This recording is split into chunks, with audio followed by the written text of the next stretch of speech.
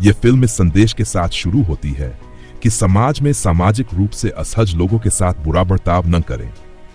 आप नहीं जानते कि वे किस दौर से गुजर रहे हैं और आप उन्हें इस हद तक परेशान कर सकते हैं कि वे किसी तरह के जोकर में बदल जाएं।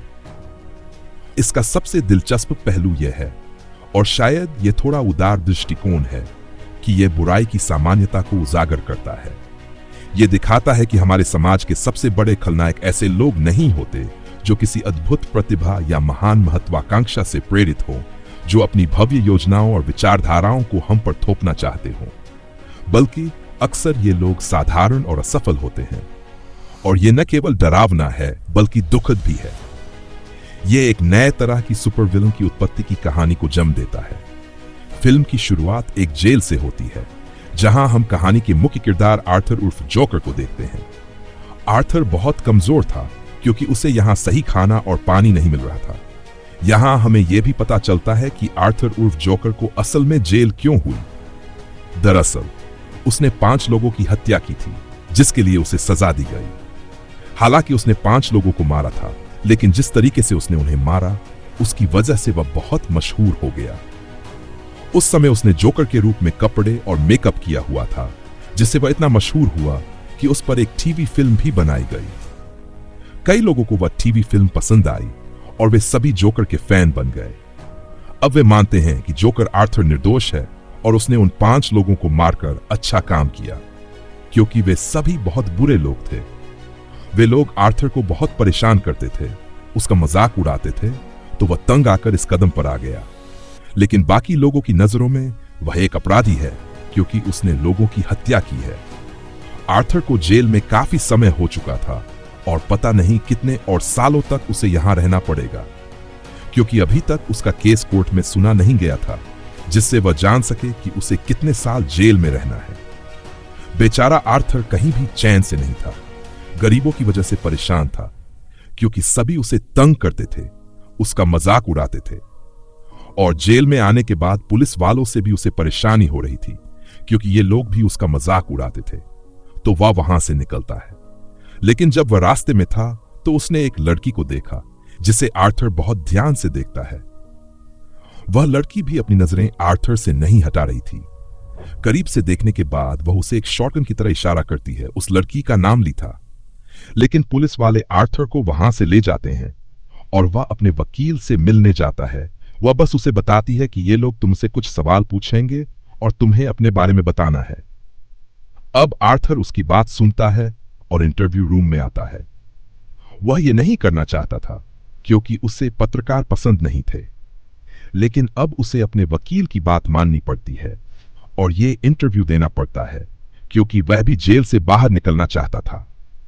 अब इंटरव्यू के दौरान उससे कुछ ऐसे सवाल पूछे जाते हैं जो उसे बिल्कुल पसंद नहीं आते।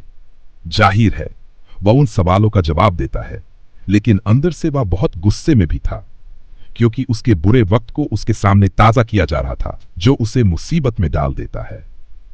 फिर भी वह सभी सवालों का सच्चाई से जवाब देता है। अब इंटरव्यू का दूसरा मकसद आर्थर की मानसिक स्थिति का जांच करना था। यानी उसके इंटरव्यू हर रोज होते रहेंगे, क्योंकि वे देखना चाहते थे कि आर्थर की मानसिक स्थिति में सुधार आया है या नहीं। क्योंकि कई लोग मानते थे कि आर्थर पागल है, एक पागल जोकर है, और उसने अपने पागलपन में 5 लोगों की हत्या की है। तो इंटरव्यू के नाम पर उसकी हालत की जांच की जा रही थी। अब इंटरव्यू के बाद जब आर्थर को फिर से जेल में वापस लाया गया, एक पुलिस वाला उसे म्यूजिकल रूम में ले गया, जहां सभी अपने अपने संगीत का अभ्यास कर रहे थे। यहां वह लड़की ली भी मौजूद थी, और इस तरह दोनों की मुलाकात होती है। एक दूसरे को देखकर दोनों बहुत खुश थे, क्योंकि जब से उन्होंने एक दूसरे को देखा था वे मिलने की चाहत रखते थे। आर्थर ली से पूछता है, तुम यहां क्यों हो? ली कहती है कि जिस इमारत में मैं अपनी मां के साथ रहती थी, गुस्से में आकर मैंने वहां आग लगा दी थी और पूरी इमारत को जला दिया था, जिसकी वजह से मेरी मां भी मर गई। इसीलिए मुझे सजा दी गई और मैं यहां हूं। यह सुनकर आर्थर जोर से हंसने लगता है, क्योंकि यह उसकी आदत थी। फिर ली उससे पूछती है, तुम यहां क्यों हो? आर्थर कहता है, तुम क्या बात कर रही हो? तुम्हें नहीं पता कि मैं यहां कैसे हूं? सबको पता है कि मैंने 5 लोगों की हत्या की है, जिस अपराध के लिए मुझे सजा दी जा रही है। अब ये दोनों रोज एक दूसरे से मिलने लगे और एक दिन ली आर्थर से कहती है कि चलो दोनों यहां से भाग चलते हैं, लेकिन वह कहता है नहीं, मैं नहीं कर सकता, क्योंकि उन लोगों ने मुझे गोली मार दी होती। असल में ली के दिल में आर्थर के लिए प्यार था। वह उससे दूर भागकर बाकी की जिंदगी आर्थर के साथ बिताना चाहती थी, लेकिन जब उसने मना किया तो ली को बुरा लगा। इस समय वह आर्थर के साथ थिएटर में बैठी थी। अपने गुस्से का इजहार करते हुए उसने थिएटर के पीछे आग लगा दी। जब थिएटर में बैठे लोगों को आग का पता चला तो वे वहां से भागने लगे। पूरा हॉल खाली हो गया, केवल ली और आर्थर वहां बचे। लेकिन वे आग से बचकर नहीं भागते, बल्कि वहीं रहते हैं और दोनों अपना प्यार जाहिर करते हैं। सिर्फ ली ही नहीं, बल्कि आर्थर को भी उससे प्यार हो जाता है। इसके बाद वे दोनों भागकर बाहर आ जाते हैं। वे ऐसा दिखाते हैं जैसे भाग रहे हो, लेकिन तभी अधिकारी आकर उन्हें पकड़ लेते हैं। पर चिंता करने के बजाय वे दोनों हंसने लगते हैं, जो दर्शाता है कि दोनों एक जैसे हैं। आर्थर इस पल का इतना आनंद लेता है कि पागलों की तरह हंसने लगता है। अब जब आर्थर को वापस जेल में लाया गया तो ली भी एक गार्ड की मदद से उसकी कोठरी में आ जाती है और दोनों फिर से एक साल साथ बिताते हैं। ली कहती है, मैं तुम्हें जोकर के रूप में देखना चाहती हूं। इसके लिए वह मेकअप भी लेकर आती है।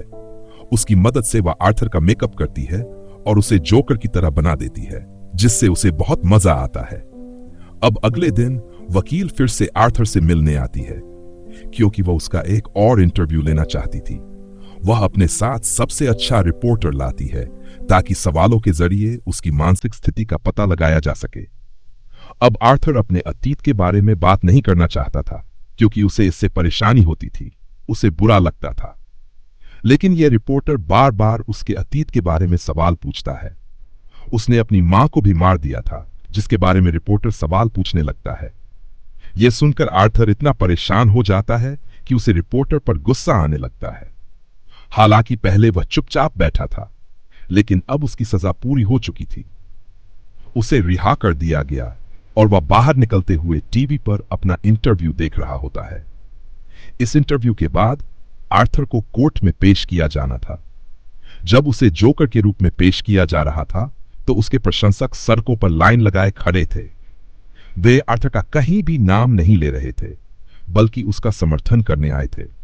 वे चाहते थे कि आर्थर जल्द से जल्द जेल से बाहर आए और एक आजाद जिंदगी जिए। उनका मानना था कि उसे भी आजादी से जीने का हक है, क्योंकि जिन लोगों को उसने मारा था वे बुरे लोग थे और ऐसे लोगों का यही हश्र होना चाहिए। जब आर्थर कोर्ट पहुंचता है तो वह ली को अपने प्रशंसकों में देखता है। एक दूसरे को देखकर दोनों बहुत खुश होते हैं। सुनवाई शुरू होती है। दूसरा वकील खड़ा होकर आर्थर के खिलाफ बोलना शुरू करता है कि उसने बहुत गलत किया है, उसने लोगों को पब्लिक ट्रेन में मारा। इसके बाद आर्थर का वकील और उसके पक्ष में आर्थर ने हमेशा अपनी जिंदगी अकेले एक कमरे में बिताई है। वह गरीब और मासूम है। उसने उन 5 लोगों से कुछ नहीं कहा था, लेकिन उन लोगों ने आर्थर को परेशान किया। ऐसे में बेचारा आर्थर और क्या करता? उसने अपनी रक्षा के लिए ही उन्हें मारा, क्योंकि उसका मन एक बच्चे जैसा है। वह वही करता है जो उसे सही लगता है। दूसरा वकील कहता है कि चाहे जो भी हो, उसने हत्या की है और वह अपराधी है। उसे सजा मिलनी चाहिए। उसे आजादी से घूमने का कोई अधिकार नहीं है। खैर, दोनों वकीलों की दलीलें सुनने के बाद जज ने तारीख बढ़ा दी। अब जब आर्थर को वापस जेल में डाला गया तो उसका वकील उससे मिलने आता है। तब आर्थर कहता है, वह बहुत अच्छी लड़की है, मैं उससे प्यार करता हूं और मैं उस पर भरोसा करता हूं। तब वकील, तुम उसके बारे में क्या जानते हो? वह तुम्हें धोखा दे रही है, क्योंकि देखो, उसने कहा कि उसके मम्मी और पापा मर गए हैं, लेकिन सच्चाई यह है कि उसका पिता डॉक्टर है और उसके मम्मी पापा दोनों जीवित हैं। इसके साथ ही आर्थर को यह भी पता चलता है कि ली को सजा नहीं हुई थी, लेकिन वह जानबूझकर पैसे दे रही थी और जेल में कैदी के रूप में भैंस बना रखा था ताकि वह आर्थर से मिल सके। अब एक दिन जब ली जेल में आर्थर से मिलने आई तो आर्थर ने उससे इस बारे में पूछा। तब ली कहती है, हां, तुम बिल्कुल सही हो। मेरे माँ पापा जिंदा हैं और मैंने तुमसे झूठ बोला था और यह भी छुपाया कि मैंने जानबूझकर पैसे दिए और जेल में कैदी का भेस बनाया। मेरा कोई गलत इरादा नहीं था। मैं सिर्फ तुमसे मिलना चाहती थी क्योंकि मुझे तुमसे प्यार हो गया है और मैं तुम्हें यहां से आजाद करना चाहती हूं ताकि यहां से निकलने के बाद हम दोनों खुशहाल जीवन बिता सकें। देखो मैं क्या कर सकती हूं, ये मेरी गलती नहीं है, मुझे तुमसे प्यार हो गया है और अब चाहे कुछ भी हो जाए मैं तुम्हें जेल से बाहर निकालूंगी। इसके बाद हम दोनों साथ रहेंगे। और फिर आर्थर भी खुशी खुशी मान जाता है। और अब वह दिन भी आता है जब आर्थर कोर्ट में होता है। तब मुझे लगा कि यह आर्थर नहीं है बल्कि वह सच में एक जोकर है। इसलिए मुझे विश्वास है कि सभी हत्याएं आर्थर ने नहीं बल्कि उसके अंदर छुपे जोकर ने की हैं, जिसे लोगों ने उसे मजबूर किया। यह सुनकर आर्थर को जैसे हिम्मत मिल जाती है। वह इतना पागल हो जाता है कि सभी के सामने खड़ा होकर जोर जोर से चिल्लाने लगता है। वह जज से कहता है, अब मैं अपना केस खुद लड़ना चाहता हूं, मुझे किसी वकील की जरूरत नहीं है। यह कहकर वह अपने वकील को छोड़कर चला जाता है। ली भी इस फैसले से बहुत खुश होती है क्योंकि उसे लगता है कि जोकर ने सही काम किया है। और अब वह दिन आता है जब उसे फिर से कोर्ट में पेश किया जाता है। उसके चाहने वाले बाहर खड़े थे जोकर का अंतिम फैसला सुनने के लिए। अब आर्थर खुद अपने वकील के रूप में आता है और फिर जोकर के रूप में यह केस लड़ने का फैसला करता है। इसलिए जोकर के गेटअप में यानी कपड़े और मेकअप में वह वहां बहुत आराम से बैठा होता है। जैसे ही सुनवाई शुरू होती है तो वह वकील जो आर्थर का सहकर्मी था आता है, जिसने कई सालों तक आर्थर के साथ काम किया था और उसे अच्छी तरह जानता था।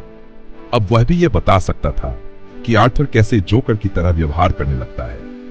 वह कहता है, जब जोकर ने उन लोगों को ट्रेन में मारा तो मैंने सब कुछ होते देखा क्योंकि हम दोनों साथ में ट्रेन में चढ़े थे। यह सुनकर आर्थर जोकर खड़ा हो जाता है और कहता है, ठीक है बताओ, जब मैं उन्हें मार रहा था तो तुमने किसे देखा? तब वह भी वही बात कहता है, मैंने आर्थर के अंदर के जोकर को देखा जो उन्हें मार रहा था।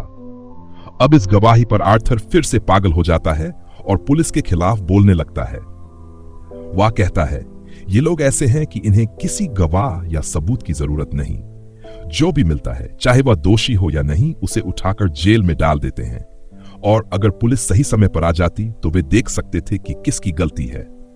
और मैं भी नहीं हारता। इस तरह आर्थर पुलिस पर आरोप लगाता है। इतनी गवाही के बाद आज की सुनवाई समाप्त हो जाती है और तारीख फिर से बढ़ा दी जाती है। लेकिन जब बेचारा आर्थर वापस जेल जाता है तो पुलिस उसे सबक सिखाने के लिए ले जाती है, क्योंकि आज उसने पुलिस के खिलाफ बहुत कुछ कहा था। तो सभी उससे बहुत नाराज थे और उसे सजा देने के लिए बुरी तरह से मारते हैं। काफी मारने के बाद वो उसे उसकी कोठरी में वापस लाकर छोड़ देते हैं। अब 2 दिन बाद फिर से पेशी का दिन आता है। आज ली जोकर के रूप में आई थी क्योंकि उसे पूरा भरोसा था कि आज आर्थर जरूर हार जाएगा। लेकिन जोकर के रूप में आए आर्थर के चेहरे पर निराशा साफ दिखाई दे रही थी क्योंकि उसने हार मान ली थी।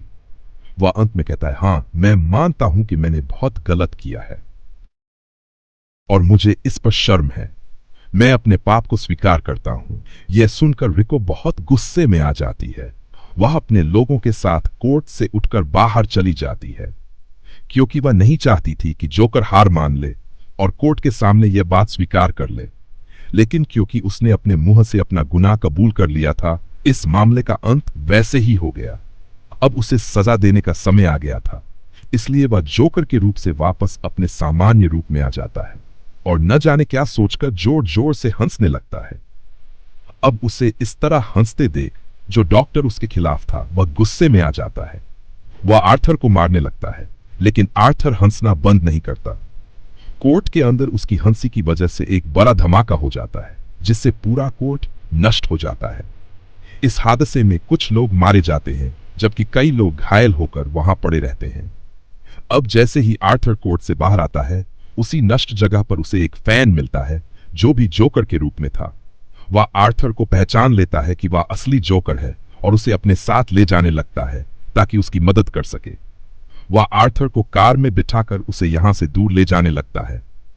वह जोकर की मदद करना चाहता था, लेकिन इसी बीच उसकी कार ट्रैफिक में फंस जाती है और न जाने क्यों आर्थर कार से निकलकर दौड़ने लगता है। बहुत दूर दौड़ने के बाद उसे ली सामने नजर आती है। आर्थर उसके पास जाता है और कहता है, चलो यहां से कहीं दूर चलते हैं, मैं वहां अपनी दुनिया बना रहा हूं। मुझे नहीं पता कोर्ट में विस्फोट कैसे हुआ और मैं वहां से भाग निकला।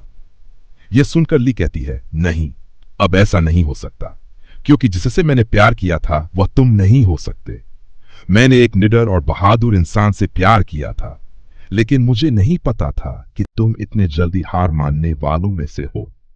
तुमने सबके सामने अपनी गलती स्वीकार करके मुझे बहुत निराश किया। तुमसे मुझे मजबूत बनना था, इसलिए अब मैंने फैसला कर लिया है कि मैं तुम्हारे साथ अपनी जिंदगी नहीं बिता सकती। तुम एक कायर हो, क्या तुम्हें पता है? और हमने जल्दी शादी का सोचा था, लेकिन फिर भी मैं अब तुम्हारे साथ नहीं रहना चाहती। ये कहकर ली वहां से चली जाती है और बेचारा आर्थर वहीं खड़ा रह जाता है। वह पूरी तरह टूट चुका था। उसे कुछ समझ में नहीं आ रहा था कि अब क्या हूं और क्या करूं। वह वहीं खड़ा रहता है, लेकिन तभी पुलिस वहां आती है और उसे फिर से पकड़ लेती है और एक बार फिर उसे जेल में डाल दिया जाता है। अब जेल में एक व्यक्ति जो आर्थर के खिलाफ था मिलने के बहाने आता है और अकेले में उसके पास जाकर गाने का बहाना करके उस पर हमला करता है। उसने एक खतरनाक हथियार से उस पर हमला किया, जिससे आर्थर बुरी तरह घायल हो जाता है। उसके सिर से खून बहने लगता है। वह दर्द से कराहते हुए नीचे गिर जाता है और उसकी आंखें बंद हो जाती हैं। वह बिल्कुल नहीं हिल रहा था। उसे देखकर ऐसा लग रहा था कि वह मर चुका है। इसके साथ ही यहाँ ये फिल्म समाप्त होती है। अगर आपको मेरी ये एक्सप्लेन की हुई वीडियो पसंद आई हो तो कृपया सब्सक्राइब, लाइक, कमेंट और वीडियो को शेयर करें।